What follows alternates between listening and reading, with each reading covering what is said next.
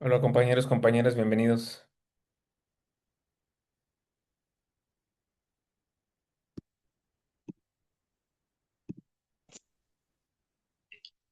Hola, buenos días. Hola, buenos días a todos. Buenos Buenos días. días, compañeras, compañeros.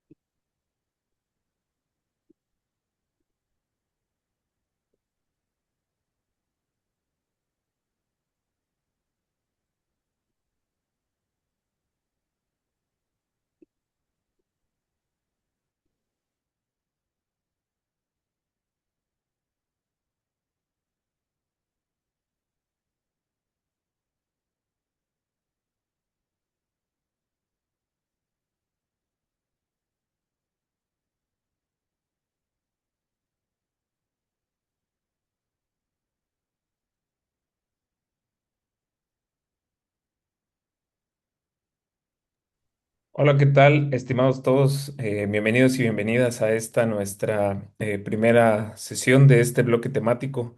Eh, Solo les quería comentar y recordar también el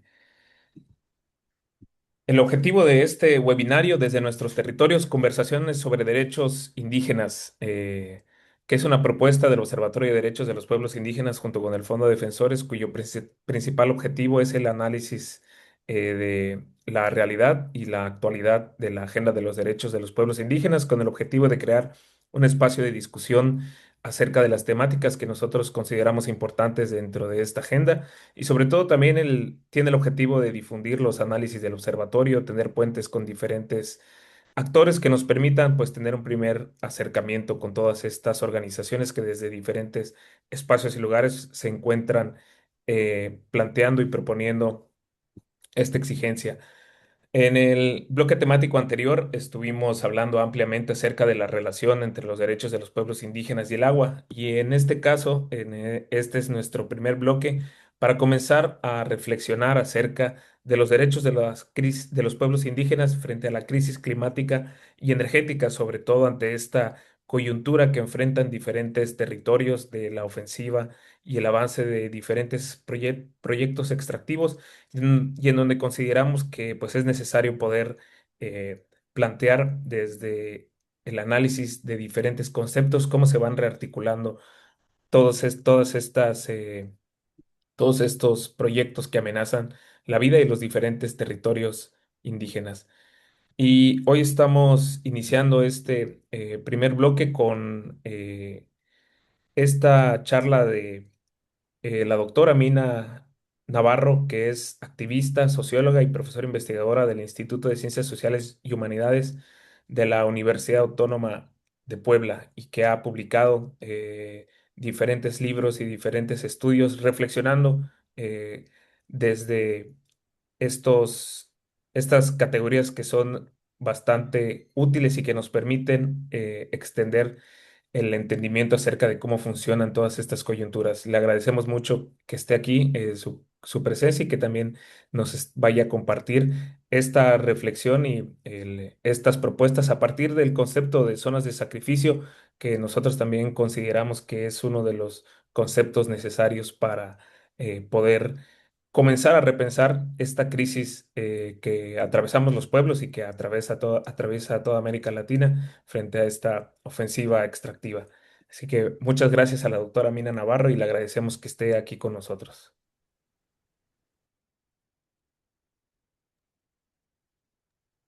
¿Qué tal? Buenos días, pues a todas, a todos, a todas. Muchas gracias, José, por la presentación y pues por la invitación a dialogar hoy. Y gracias, ¿no? A quienes hacen parte de este observatorio. Pues yo estoy muy, muy, muy honrada por la invitación que me han hecho y bueno, me gustaría presentarles algunas cuestiones sobre las que he venido pensando en los últimos años de manera colectiva en distintas instancias de trabajo colectivo y de coproducción de conocimiento. Quisiera presentarles un material con el que me voy a guiar para hacer ahora, guiar mi intervención. ¿Me avisan si se ve bien? Sí, Sí se ve. Sí, perfecto. Bueno, eh, voy a tratar de hacerla un poco más chiquita. Bueno, perfecto. Eh, Bueno, pues voy a arrancar. Como les contaba, bueno, quisiera presentarme primero y también contarles desde qué espacios estoy hablando, desde qué instancias de pensamiento colectivo. En los últimos años hemos venido desde el cuerpo académico del que yo hago parte en la Universidad Autónoma de Puebla, que se llama Entramados Comunitarios y Formas de lo Político, en un posgrado de Sociología de la UAP.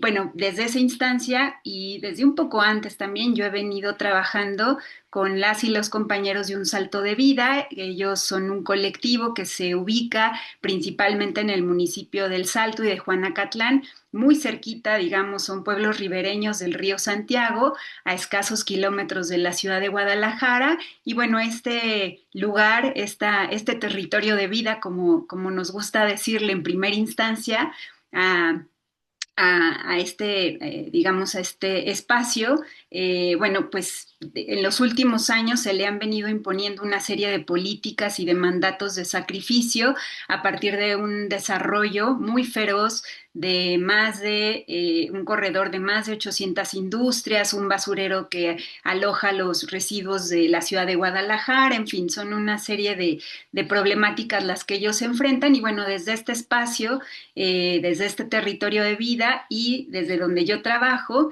hemos venido enlazándonos en un proyecto de coproducción estratégica, de conocimiento estratégico para pensar las necesidades y las problemáticas de este territorio y digamos que desde ahí, ¿no? Hemos venido pensando mucho en la utilidad de la clave política de las zonas de sacrificio y eso es lo que hoy quisiera contarles. Pues qué es, ¿no? Lo que hemos aprendido, qué es lo que sabemos y también pues ver, ¿no? ¿Qué resonancia tiene para ustedes esto que hemos venido pensando colectivamente para este territorio de vida en particular?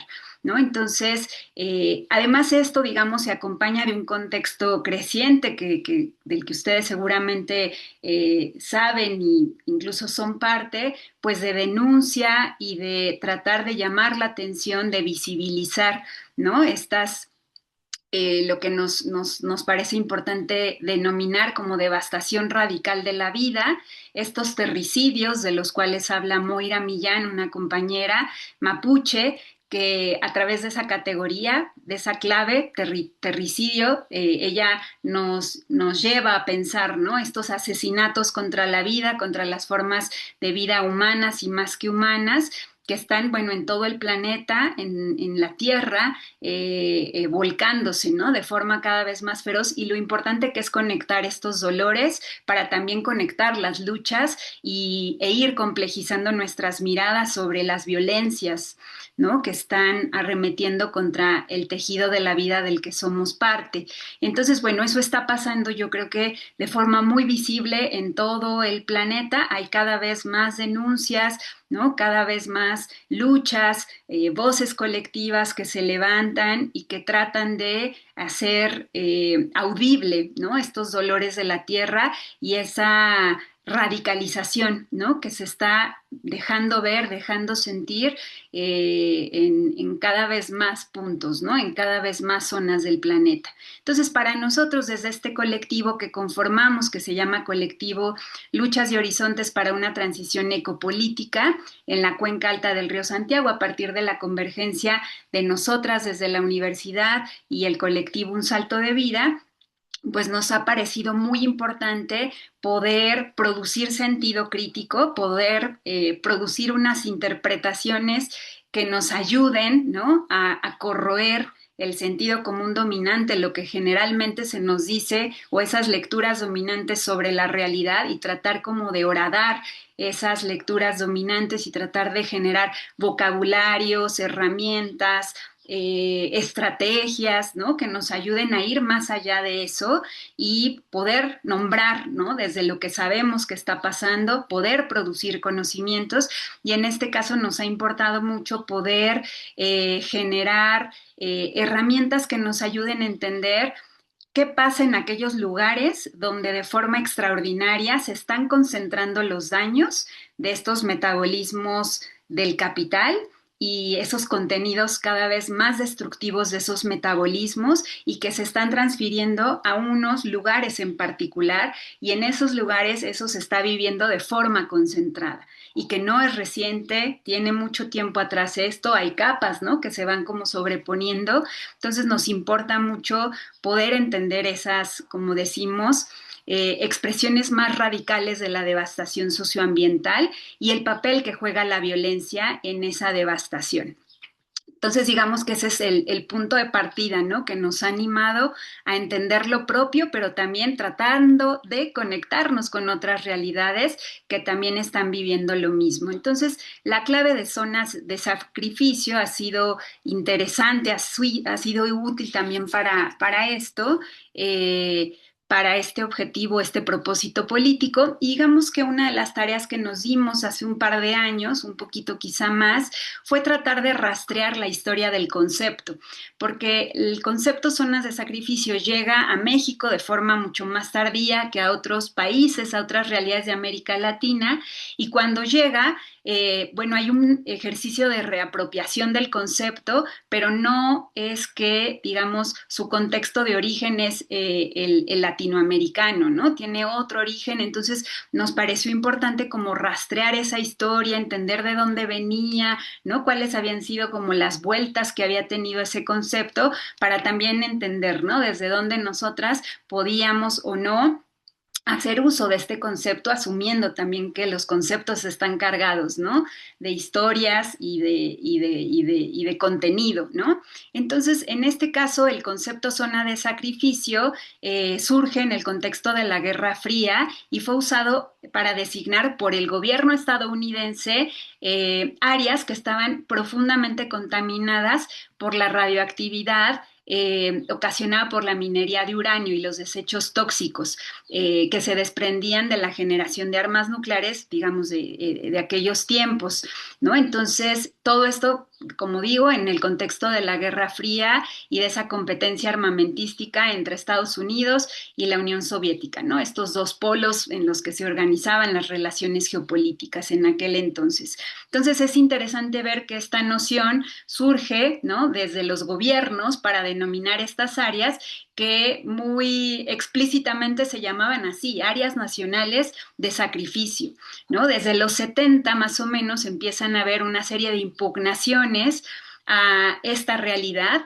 las poblaciones principalmente más pobres, racializadas, marginadas, son las que estaban enfrentando la zonificación de este desastre, de esta devastación, y entonces empiezan a haber una serie de impugnaciones para poder, ¿no? Hacer evidente ese patrón, ¿no? En el que se estaban transfiriendo los costos de un progreso industrial, de esta industria armamentística en particular, de un tipo de minería, a un tipo también de población, ¿no? Que, como decía, generalmente eran poblaciones precarizadas, racializadas, poblaciones nativas, indígenas, afrodescendientes de este país. Entonces, es interesante ver cómo hacia el 2000, unas comunidades de Black Hills en Dakota del Sur y Wyoming, en el centro norte de Estados Unidos más o menos, comienzan a hacer uso de este concepto para reapropiarse de él y hacer una denuncia de lo que históricamente estas comunidades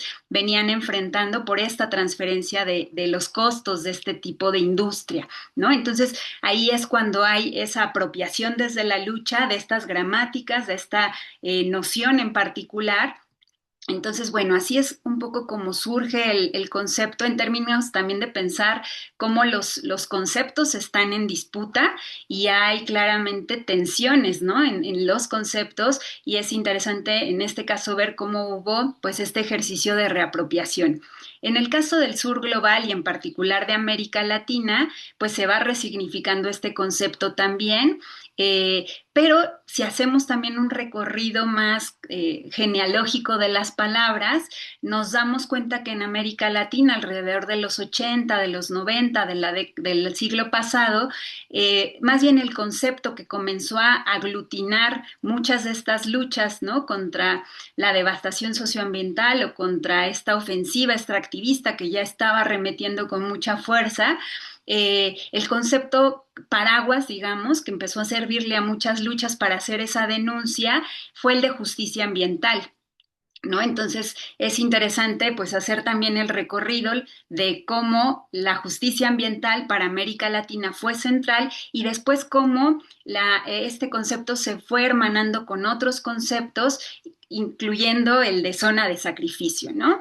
Entonces, este concepto de justicia ambiental, que para ustedes seguramente también es algo cercano, pues ha servido mucho, ¿no? Para denunciar ese impacto desigual, ¿no? Que los territorios del sur global vienen enfrentando en términos, ¿no? De estos efectos socioambientales cada vez más devastadores y en términos también de una geopolítica, ¿no? Y de la organización también de las relaciones de producción, de reproducción a nivel global y cómo los países del sur pues terminan siendo, ¿no? Estos espacios donde se conciben así como espacios vacíos, espacios sacrificables para asumir, ¿no? Los costos externalizados, ¿no? Del capital en estas relaciones de intercambio desigual, ¿no? Difícilmente los países del norte están recibiendo estos costos, aunque también vamos viendo que en el norte también hay unos sures, ¿no? Que también están haciendo estas denuncias y que es importante no pensar de forma monolítica, ¿no? O cerrada el norte y el sur, pensar también que ahí hay tensiones profundas, ¿no? Y también hay esos intercambios desiguales en el norte, ¿no? Y en el sur también, pero bueno, más o menos este concepto nos ayudó en su momento y ahora mismo también, ¿no? A entender esas desigualdades. Hacia el 2011, por ahí, después del 2010, hay una lucha muy importante en Chile, en particular de las poblaciones afectadas de Quintero y Puchuncavi, muy cerca de la zona de Valparaíso, contra un complejo industrial y uno de los más importantes de cobre, de la industria de cobre en Chile, y 14 complejos petroquímicos, ¿no? Que en ese momento ya estaban generando profundos estragos en la población y entonces la organización de vecinos, de comunidades que se fue dando en aquel entonces en Chile, usa, ¿no? También esta noción de zona de sacrificio para evidenciar lo que ya estaban ellos enfrentando, en términos además de una narrativa gubernamental muy explícita, muy cínica, ¿no? De decir, pues estos territorios tienen que ser sacrificados por el bien común, por el bien nacional, por la industria del cobre, ¿no? Que ha sido uno de los motores más importantes del desarrollo nacional de este país. Y entonces esta lucha es muy central, ¿no? En la historia del concepto y en la historia de cómo se fue las luchas del sur, de América Latina, en particular los pueblos de chilenos, se fueron reapropiando de la noción zonas de sacrificio y la fueron también llevando, ¿no? Para pensar lo propio y en particular la lucha de las mujeres, que ha sido también central en este territorio, para denunciar las desigualdades de género a la hora de pensar también la devastación socioambiental, ¿no? Y cómo los cuerpos de las mujeres, los cuerpos de las infancias, los cuerpos feminizados, pues son los que de manera desproporcionada también están enfrentando esta devastación, ¿no? Entonces, esa lucha, digamos, es muy importante y después sí vemos que hay una difusión muy amplia del concepto y empieza a haber, ¿no? Esa apropiación expansiva del concepto, sobre todo en Argentina, en Brasil y después es cuando ya llega a México, ¿no? Y que también ha sido muy importante el papel que ha jugado esta noción en términos de una clave que nos ayuda a denunciar, ¿no? Esa radicalidad de la violencia y de la devastación socioambiental. Bueno, y entonces ahora sí, llegando al caso de México, eh, con un salto de vida nos dimos a la tarea en un par de textos que después con José puedo acercárselos, ¿no? Mandárselos para que ustedes los puedan leer con más calma. Nos dimos a la tarea de revisar también cómo en México han habido una serie de trayectorias de lucha para poder empujar, ¿no? Para que sea posible el reconocimiento de esa condición extraordinaria que enfrentan determinadas regiones que están saturadas de contaminantes tóxicos por estos metabolismos urbano-agroindustriales, ¿no? Entonces, en este caso, bueno, la trayectoria que nosotros rastreamos tiene que ver específicamente con, eh, con ubicar en la lucha de un salto de vida que ha sido tan importante, ¿no? En que este reconocimiento sea posible y su relación con la salud humana y la salud ambiental, porque muchas veces ni siquiera los gobiernos, ¿no? Y menos las empresas reconocen la relación entre enfermedad, muerte y las fuentes de la devastación, ¿no? Que en este caso, ¿no? Son estos ríos contaminados, estas zonas devastadas, y entonces ellos han venido empujando porque se reconozca esa relación.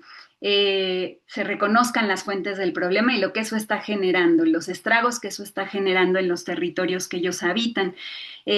Hacia 2008 más o menos, la lucha de un salto de vida, o sea, ya tiene algunos años, como parte de una serie de movilizaciones que ellos encabezaron. Fue muy importante lo que ellos hicieron en términos de una declaratoria de emergencia ambiental, en donde en esta declaratoria ellos ya empezaban a nombrar el problema en términos de la contaminación tóxica y, como decía, su relación con la salud humana y no humana, e incluso en esta declaratoria hablaban de la necesidad y ya de la demanda de un mandato popular, un mandato político hacia los gobiernos para que se pudiera activar un protocolo y el despliegue de una serie de acciones extraordinarias por lo que estaba pasando en el Salto, ¿no? El Salto concebido en ese entonces como un patio trasero, ¿no? De la ciudad de Guadalajara y de este corredor industrial que nuevamente, como digo, estaba transfiriendo los costos de esta industria, de este progreso industrial, hacia estas poblaciones, hacia el río, ¿no? Hacia este territorio de vida. Entonces, como un antecedente importante en esta trayectoria de lucha para nombrar esa concentración del daño de forma muy, muy, muy intensa, está la lucha de un salto de vida y esta declaratoria de emergencia ambiental del Salto y Juanacatlán del 2008. Después tenemos la lucha de la Asamblea Nacional de Afectados Ambientales, que seguramente también es muy conocida por ustedes. La Asamblea sesionó públicamente entre 2009 y 2014. Bueno, y fue muy importante, ¿no? Fue teniendo distintas sedes y a partir de las reuniones que se hacían de estas asambleas, pues se fue también componiendo un diagnóstico nacional en donde el agua era un eje muy importante. En algunas asambleas lo fue, y de ese diagnóstico, digamos, empezaron a generar una serie de reflexiones, de insumos fundamentales para las propias luchas, pero también para lo que después se conoció como la Audiencia Ambiental del Tribunal Permanente de los Pueblos, ¿no? Que sesionó de 2011 a 2014, tuvo 15 preaudiencias y la documentación de más de 200 casos de conflicto socioambiental. Y en este tribunal, incluso ya desde la Asamblea Permanente, se iba reconociendo como el Salto, ¿no? Que ya era una lucha emblemática en ese momento por todo lo que se venía demostrando que ocurría en el Salto, se iba ubicando un patrón que se iba repitiendo y reconociendo en otras partes del país y que decían, ¿no? Hay más saltos en el país ocurriendo y es fundamental que eso se pueda denunciar desde la clave de la devastación socioambiental, ¿no? Que eso fue muy, muy importante también como término.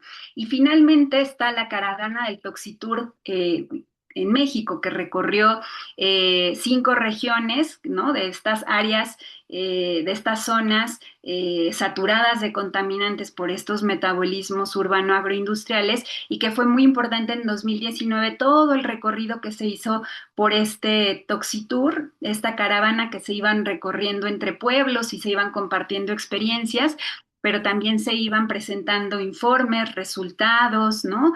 De lo que ahí iba ocurriendo y se iba como, pues sí, alimentando ese diagnóstico sobre la devastación socioambiental. En particular, yo considero que Un Salto de Vida, pues ha sido una de las organizaciones, ¿no? Que ha posicionado la clave zona de sacrificio frente a otras claves como la de infierno ambiental o la de regiones de emergencia sanitaria y ambiental, que fue posicionada por el entonces CONACYT del gobierno anterior, ¿no? Y que, bueno, Un Salto de Vida ha estado tratando de pensar mucho y nosotros con ellos sobre la especificidad de esta clave, no en términos digamos, debate teórico, ¿no? O ideológico, sino, como les decía, cómo nos hacemos de palabras, cómo encontramos vocabularios, herramientas que sirvan para la denuncia, para la lucha, pero también para disputar un sentido común, ¿no? Un sentido crítico.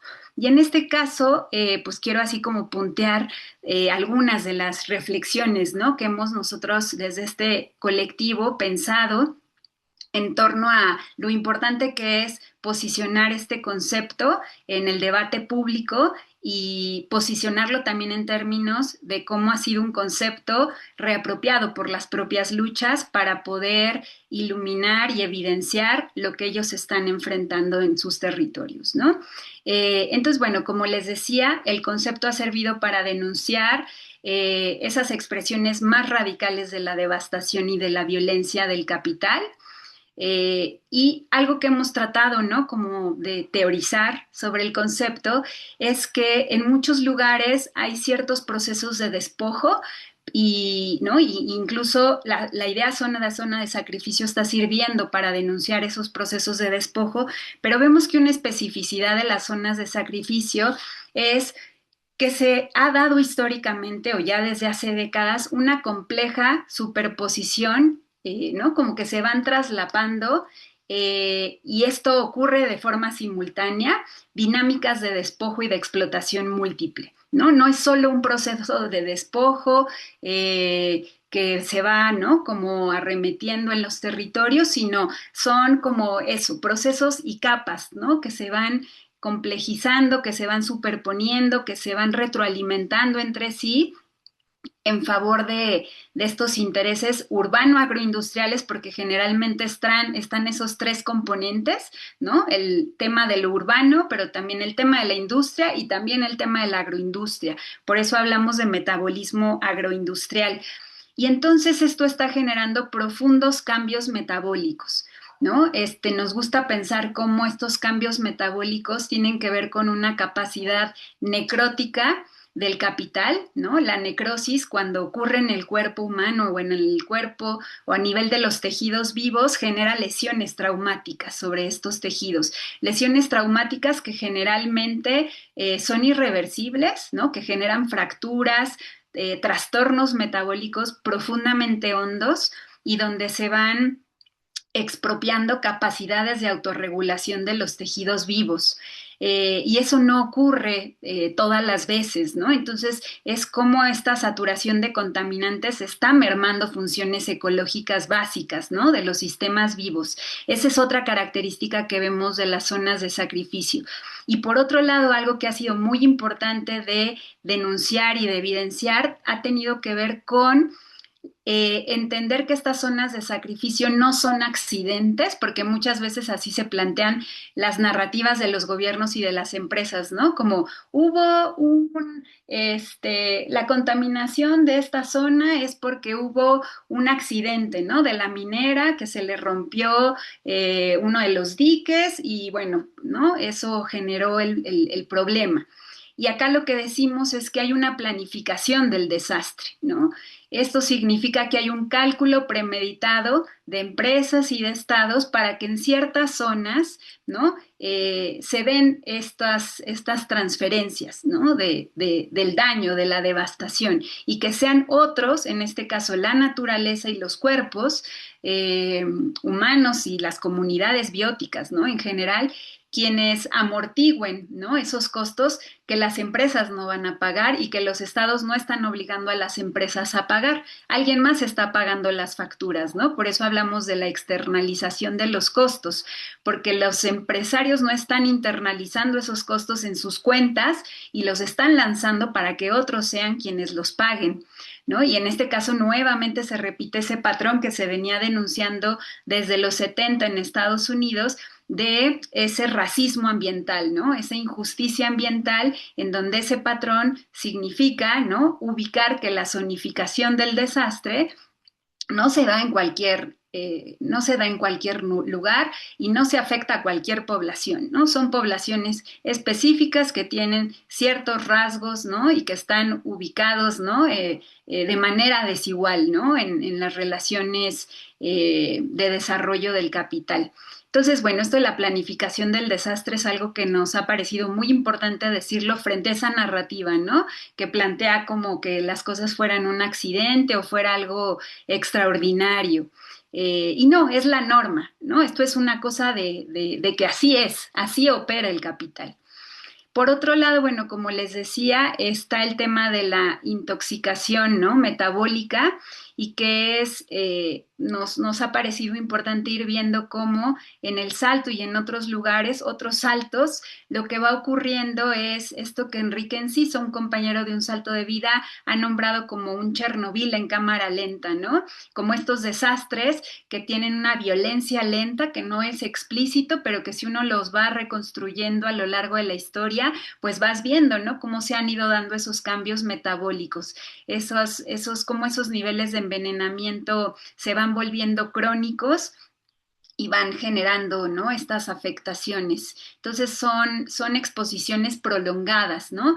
Pero acumulativas también.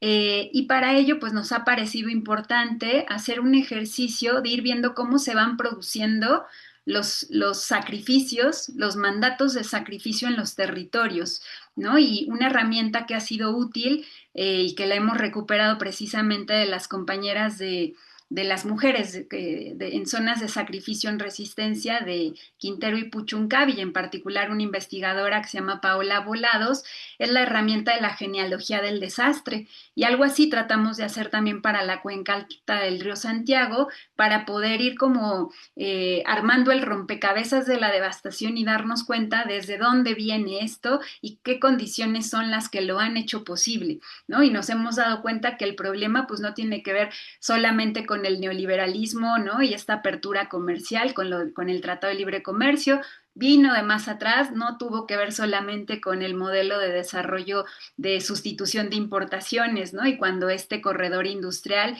se traslada a la cuenca alta del río Santiago, ¿no? Y a la ribera del río Santiago, tiene que ver con, ¿no? O sea, cada vez fuimos necesitando irnos más atrás hasta en realidad ir reconociendo que este patrón abusivo contra las naturalezas, contra el tejido de la vida, humano y más que humano, pues viene desde la colonia, ¿no? Desde ahí se empezó a configurar esa relación desigual, colonial, sobre este territorio y desde ahí se fueron generando esas condiciones de posibilidad, siempre condiciones que han sido disputadas, que no han sido cambios armónicos ni lineales, sino que siempre han estado atravesados por la resistencia y el conflicto, ¿no? Decimos a esta genealogía del desastre hay que como contraponerle una contragenealogía del desastre, ¿no? O unas genealogías de la lucha, o estas tradiciones políticas, comunitarias, populares que están en los territorios y que la historia generalmente niega y no nos deja ver, ¿no? Entonces para nosotros es muy importante decir, no, no solo hay que contar esa genealogía, ¿no? La del desastre, y no hay que pensarla de forma, digamos, como algo que se pudo desarrollar, como decía, de forma armónica, sino que hubo también, ¿no? Respuestas y reacciones a eso. Y bueno, finalmente, pues el papel de los estados en todo esto ha sido central, ¿no? Para poder facilitar, gestionar y dirigir los procesos de apropiación capitalista, pues cada vez más extenuantes, ¿no? Cada vez más voraces, que cada vez están buscando exprimir más, ¿no? De la tierra, de las tramas de la vida, de nuestras capacidades vitales, autorregulativas. Y ahí, bueno, también hemos hecho una investigación sobre cuáles han sido los dispositivos expropiatorios, les llamamos, que son estas herramientas de los estados y de las empresas para hacer posible el sacrificio. en muchos niveles, ¿no? En términos de sentido común, en términos de narrativas, en términos de organización de discursos, en términos de leyes, reglamentos, políticas públicas y también en términos de estrategias que van tendiendo a una violencia más explícita cuando el consenso no funciona, ¿no? Y cuando hay cada vez reacciones de mayor resistencia, ¿no? Indisciplinamiento a esto, bueno, eso también se va radicalizando estos dispositivos. Bueno, y finalmente, quizá algo para poner ahora en el debate con ustedes, pero que ha sido parte de la experiencia, ¿no? De reflexión que hemos tenido acá con un salto de vida, ha tenido que ver con que la palabra zona de sacrificio nos sirva para seguir reconociendo esa intensificación del daño y diferenciar lo que puede ser una tendencia a lo que es ya una realidad, ¿no? Y en este caso vemos que ha habido como un uso, ¿no? Mayor, ha habido mayor difusión, mayor apropiación del concepto para nombrar realidades que están enfrentando alguna lógica de despojo y decimos, es importante como diferenciar, ¿no? Que es una zona de sacrificio, que se puede volver zona de sacrificio y que todavía no lo es, para que las palabras también sigan como reteniendo, ¿no? Un uso específico para nombrar lo que queremos nombrar. Ese quizás sería, ¿no? Uno de los primeros elementos que yo quisiera ahora poner sobre la mesa como parte, ¿no? De esta trayectoria de lucha y de reflexión y de lo que hoy nos importa posicionar de este concepto también. Y eso no significa no reconocer que mundialmente, planetariamente, el sacrificio y la zonificación del sacrificio se está volviendo una tendencia. La tendencia es que cada vez haya más zonas de sacrificio, ¿no? Porque frente a la crisis del capital, pues también hay una necesidad de, a través de la violencia, ¿no? Poder despojar más territorios y de poder tener más zonas, ¿no? A las cuales transferir estos costos y estos contenidos que tienen que ser cada vez más destructivos porque el capital tiene que seguir, ¿no? Expropiando, exprimiendo, extrayendo estas energías y estos trabajos, ¿no? Para poder garantizar su lógica de acumulación, ¿no? O sea, esa radicalidad que vemos de la devastación es pues es como un signo, ¿no? Un síntoma de esta época y el capital está, pues, desarrollando estrategias como el fracking, por ejemplo, que es una tecnología, ¿no? Cada vez más violenta para poder extraer más recursos, más gas, yéndose más lejos, ¿no? Más adentro de la tierra, porque las tecnologías previas ya no son suficientes, ¿no? Entonces, por eso decimos que efectivamente el sacrificio hay que seguirlo pensando y darle vueltas, ¿no? A lo que significa entenderlo como una tendencia, ¿no? Y esa capacidad del capital, ¿no? En su voracidad y en su radicalidad también.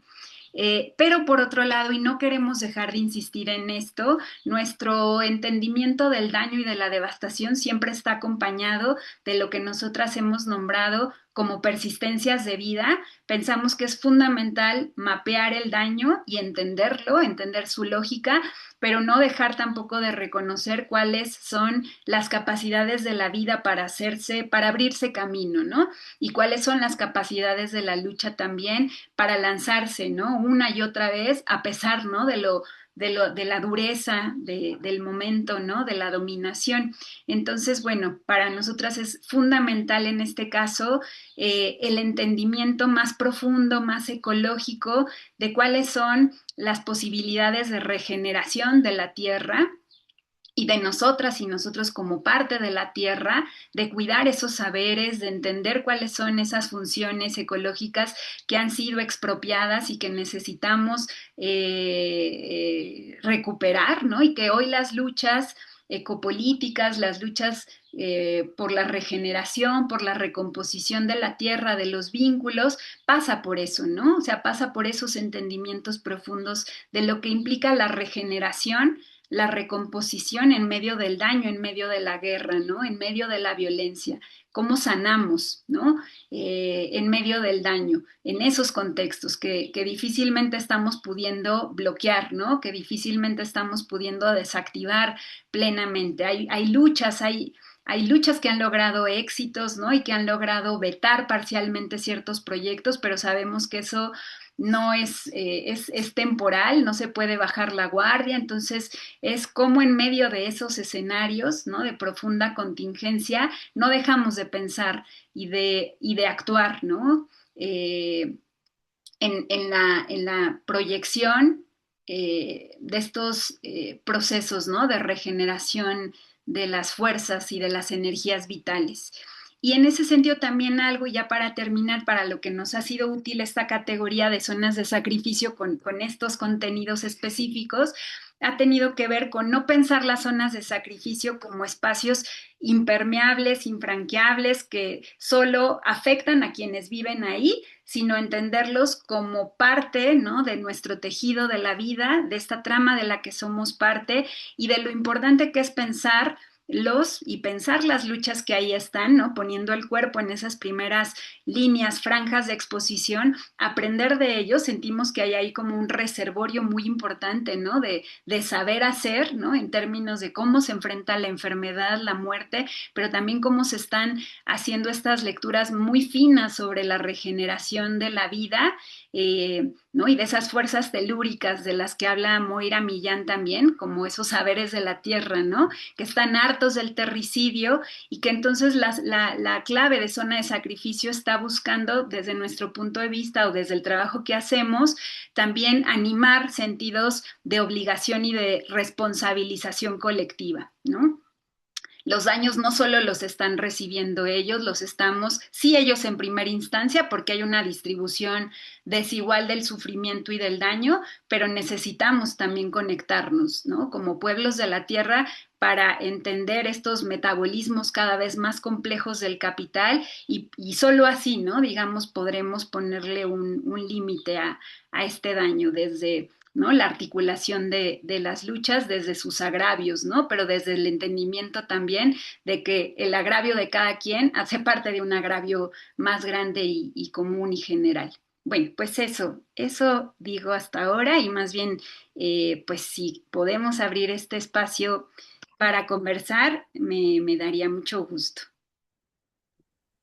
Muchísimas gracias por su intervención y por todo lo que nos compartió. Creo que nos mostró pues lo amplio y lo útil también de la genealogía de este concepto. Y ahora les voy a compartir aquí en el chat, ya está en la, en la transmisión en vivo el libro Luchas por lo Común, que es uno de los libros de la doctora Mina Navarro, y también hay diferentes textos en la red a los que pueden acceder y que también vamos a estarles compartiendo. No sé si alguien de los que está aquí en la sala o de los que nos está siguiendo también desde la transmisión, pues tiene alguna duda o algún comentario, está abierto eh, para que puedan dar su participación.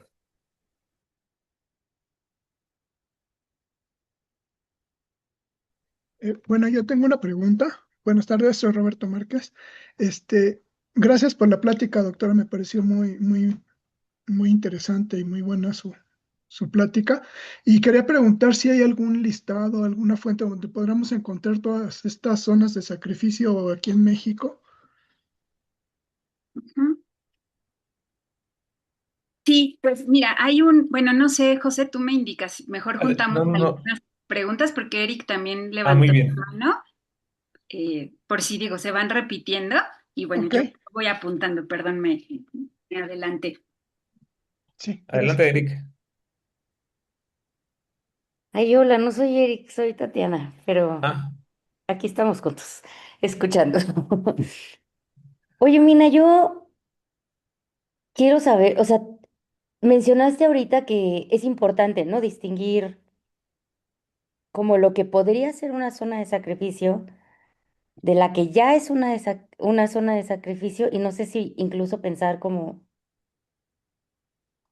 pues, el post, ¿no? O sea, porque el hecho de que estos territorios, pues, sean designados como tales y sean, pues, literalmente sacrificados tiene un post, ¿no? No es como que se acabó el cuento.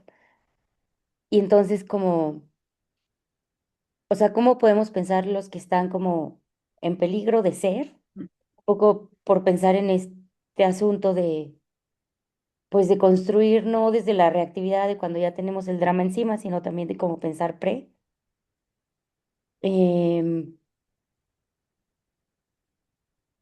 Eso en específico. Y si hay, o sea, justamente como en aras de pensar, o sea, el concepto como algo útil para denunciar, como si hay trabajos o casos como muy específicos en donde justamente usando el concepto la gente ha tenido pues el chance de subrayar muchísimo, o sea, el hecho de que no es como la zona, ¿no? O sea, que creo que el hecho de que se le dice a un territorio zona de sacrificio, pues justamente borra el hecho de que hay personas viviendo en él, ¿no?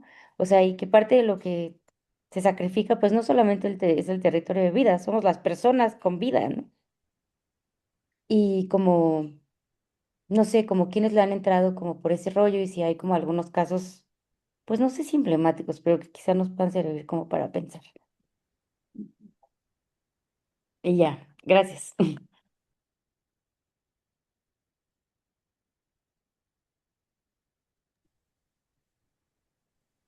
Perdón, yo no puedo levantar la mano, pero no sé si puedo preguntar.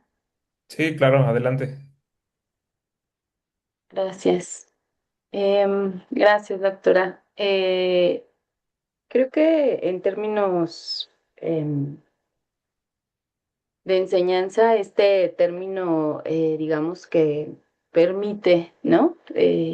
Hacer un contrapeso en algunos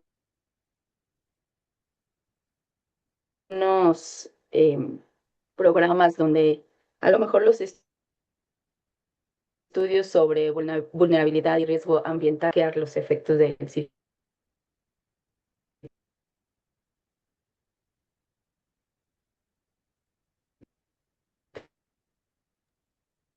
Y a mí se me está Sí, también a escuchando mí. de forma interrumpida, Melissa. productivo en el que estamos, ¿no? Sin embargo, cuando uno Sí. lo quiere exponer, ok, perdón, apago mi video porque a lo mejor se oye mejor así. Ok, Gracias. Sí, seguro.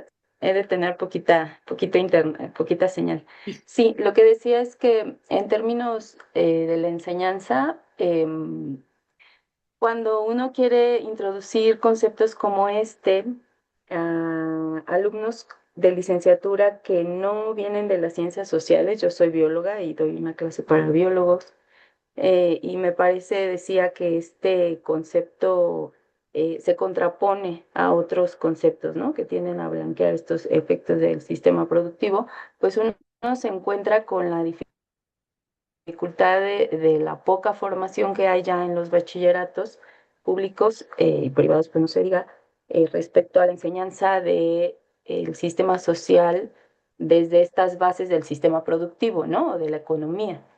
Entonces, me ha costado como un poco poder, digamos, introducir estos conceptos en poco tiempo, tenemos un semestre muchas veces, para que logren como entender en qué se basa, ¿no? O sea, que no es solo una etiqueta más, sino que tiene profundas raíces en esto que usted mencionaba, el neocolonialismo y por supuesto no sé, si hablamos un poco de capitaloceno, que también cuesta un poco, ¿no? Porque pues, muchos programas empiezan con este asunto de los problemas climáticos y el antropoceno, pues uno mete estos otros conceptos para hacer contrapeso a estos programas, ¿no?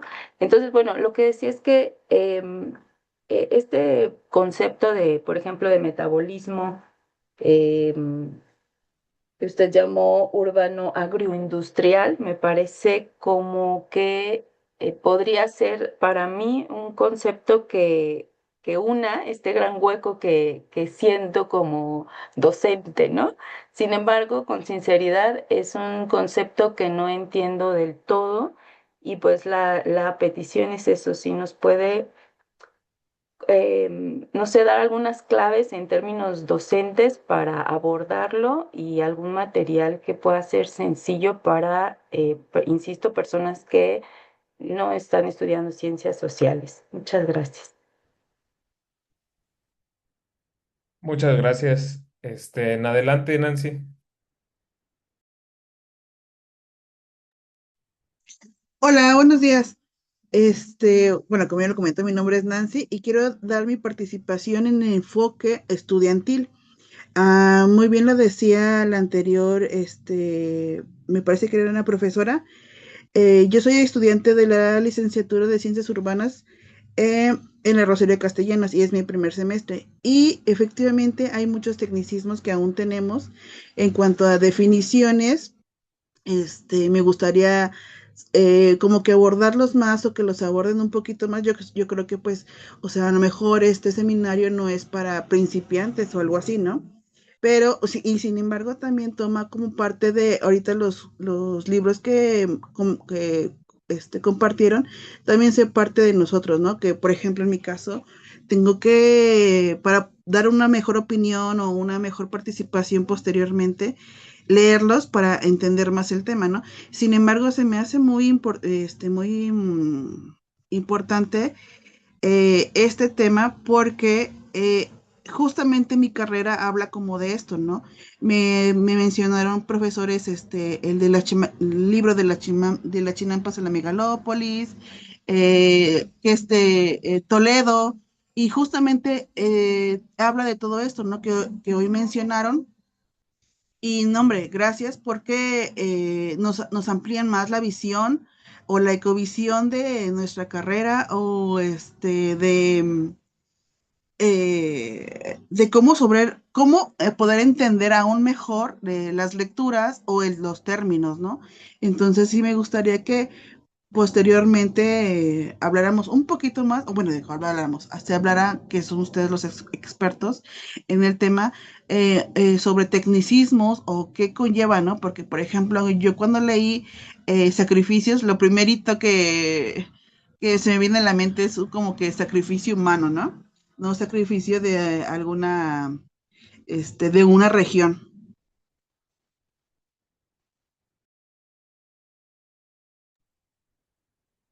Muchas gracias. Adelante, doctora Mina, para Sí. ir contestando las preguntas. Sí, gracias, José. Pues voy a tratar de contestar muy apretadamente todas, porque si a las 12 me tengo que ir, que tengo que ir a la escuela por mi hijo, y hoy sale más temprano. Muchas gracias por todas las preguntas, porque me ayudan también a pensar en esta clave más pedagógica, ¿no? De cómo vamos posicionando ciertos sentidos. En este caso, como yo les he dicho, a mí me importa pensar mucho en esa clave de lo crítico y lo disidente de los sentidos comunes, ¿no? Y eso pasa, pues, por supuesto, por hacernos la pregunta por cómo transmitimos lo que queremos transmitir, ¿no? Y cuál es la pedagogía de eso, entonces que lo hayan vinculado con sus propios oficios, ¿no? Desde el aula y desde los procesos educativos de los que son parte, pues a mí ya me dejan también, ¿no? Me voy como con esa tarea de efectivamente cómo cuidar, ¿no? La manera en la que se transmiten los conocimientos, ¿no? Que estamos produciendo, que estamos queriendo posicionar. Y también esta pregunta que hacía Melissa de cuáles serían algunas herramientas, ¿no? Para poder, no sé si operativizar estos conceptos, pero sí en todo caso para detonar reflexiones, ¿no? Interesantes, útiles, ¿no? Que nos ayuden a generar otras sensibilidades o a potenciar otros formas de percepción, ¿no? De lo que está ocurriendo en el mundo con la idea de activarnos, ¿no? Para ver qué se puede hacer o como les decía, responsabilizarnos, ¿no? Que es esta palabra compuesta de responsabilidad, ¿no? La habilidad para responder frente a los problemas y yo ahí como que siento que nos podemos conectar, ¿no? Desde nuestra actividad docente. Para mí el aula es eso, ¿no? Un lugar para poder activar esas posibilidades de responsabilidad, ¿no? Cultivar habilidades para responder a los problemas concretos. y eso pasa, por supuesto, por la sensibilidad y creo que es algo ahí que hay que seguir pensando. Bueno, la pregunta de Roberto de las zonas de sacrificio, pues las zonas de sacrificio como tal, nosotras las hemos venido ubicando en términos también de cómo las propias luchas van autocaracterizando, ¿no? Sus propios territorios y en este caso, por ejemplo, la región tolteca, toda la zona de sacrificio, ¿no? Alrededor del complejo de Pemex de Tula y tantos otros proyectos que hay allá, el trasvase de su cuenca, en fin, ¿no? Pues ellos están, ¿no? Usando mucho esta clave de zona de sacrificio. Entonces creo que sería importante como más bien seguir esas narrativas de las luchas, como es también, por ejemplo, el caso de la lucha del río Atoyac, acá en Puebla, Tlaxcala, que también usan la zona de sacrificio, pero no hay una lista que yo te pudiera decir como en tal lado la podemos consultar, ¿no? Lo que sí, después de la caravana del Toxitour, que se recorrió en 5 regiones del país, pues se fueron ubicando, ¿no? Estas zonas de sacrificio que, insisto, no todas se autodenominan así, pero es ahí como un poco tratar de seguir cómo van ellos mismos tratando de caracterizar lo que les está ocurriendo, ¿no? Una, pues es el Salto y Juanacatlán, el caso que ahora yo les presentaba, la Cuenca de la Independencia en Guanajuato, el Valle del Mezquital, que es esta región tolteca entre Hidalgo y Estado de México, la Cuenca Toyac-Zahuapan en Tlaxcala y Puebla, y el Istmo Norte en Veracruz, ¿no? Que esa región también entró. No sé si exactamente ellos estarían pensando, ¿no? Desde estas otras claves, porque son otras las problemáticas que viven también allá, pero también está, si tú te metes, digamos, a internet y buscas las regiones de emergencia sanitaria y ambiental, ¿no? Que fueron tipificadas así por el CONACYT, pues, ¿no? Te puede salir otra información. Entonces digo, creo que es una lista, o más que lista, pues es algo que está abierto, ¿no? Y que creo que también está ahí una disputa, ¿no? Por ver cómo caracterizar esta devastación, ¿no? Y esta concentración del daño.